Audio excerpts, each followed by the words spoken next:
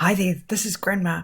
This is chapter 2 of Fantastic Mr. Fox by Roald Dahl. On a hill above the valley there was a wood. In the wood there was a huge tree. Under the tree there was a hole. In the hole lived Mr. Fox and Mrs. Fox and their 4 small foxes.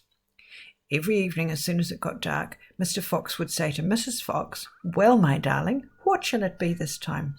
A plump chicken from Boggis, a duck or a goose from Bunce, or a nice turkey from Bean?"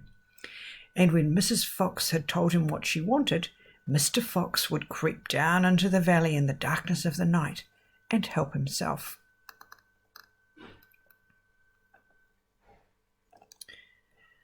Boggis and Bunce and Bean knew very well what was going on, and it made them wild with rage. They were not men who liked to give anything away. Less still did they like anything to be stolen from them. So every night each of them would take his shotgun and hide in a dark place somewhere on his own farm, hoping to catch the robber. But Mr. Fox was too clever for them.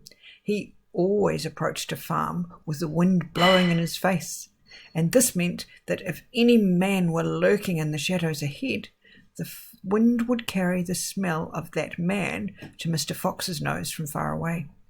Thus, if Mr. Boggis was hiding behind his chicken house number 1, Mr. Fox would smell him out from 50 yards off and quickly change direction, heading for chicken house number 4 at the other end of the farm.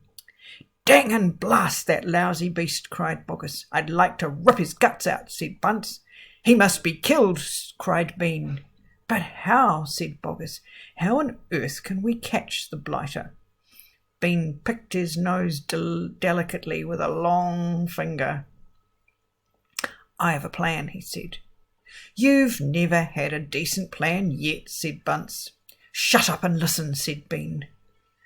"Tomorrow night we will all hide just outside the hole where the fox lives. We will wait there until he comes out. Then, bang! Bang, bang, bang!" "Very clever," said Bunce. "But first we shall have to find the hole." "My dear Bunce, I've already found it," said the crafty Bean. "It's up in the wood on the hill. It's under a huge tree." And for chapter 3, you'll have to wait for the next video.